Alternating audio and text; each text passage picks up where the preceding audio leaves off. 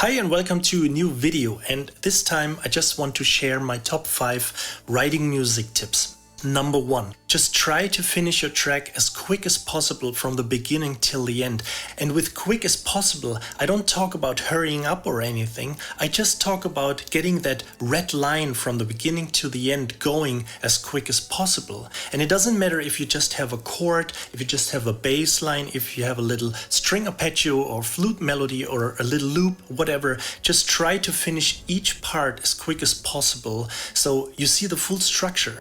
And once you get that full structure going, you basically build that fundament of your house and you know where to start building. You know where your climax will be, you know where the mellow parts will be. And you won't run into that danger of maybe, firing all your guns in the beginning 20 or 30 seconds where you started arranging it out so much that you have problems later on to realize that you can't go louder or more beautiful or more sophisticated because you wasted it all in the beginning. So just get that structure down, that little red line, and you know where you are perfectly at in your story. And just as an additional tip for number 1, make sure to have a little audio track and your microphone set up so you can record yourself. You may run into technical problems by loading a string library, or you may have problems by figuring it out on the instrument. So just sing it into your arrangement. Who cares? Number 2, what I always like to do is when I work on a project with several tracks,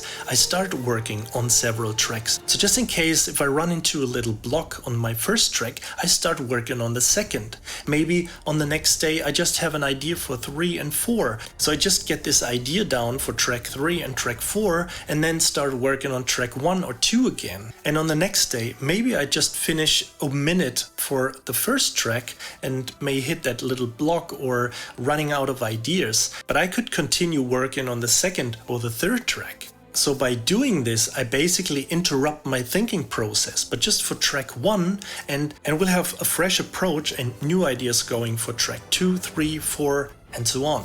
Number 3, maybe I want to create a special or unique sound for a project. So the best would be to limit yourself to just work with just a few selected library or sounds. And by doing this, you will just force yourself to use what is there, and maybe ideas coming into your head which may not be possible with that library or these sounds. So you come up with other solutions which form a completely new sound you would have never imagined. Number 4.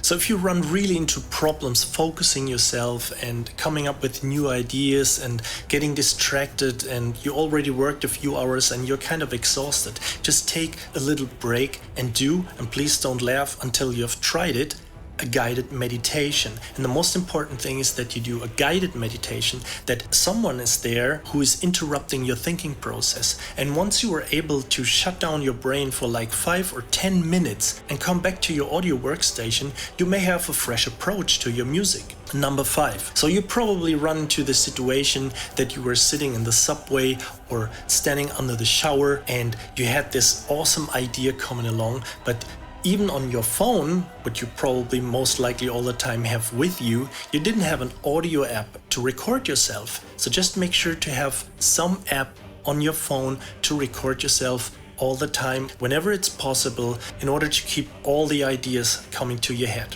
Okay, so I really hope you enjoyed this video. If you got some comments, questions, feedback, make sure to leave them down in the comments. And as always, thank you for watching and see you next time.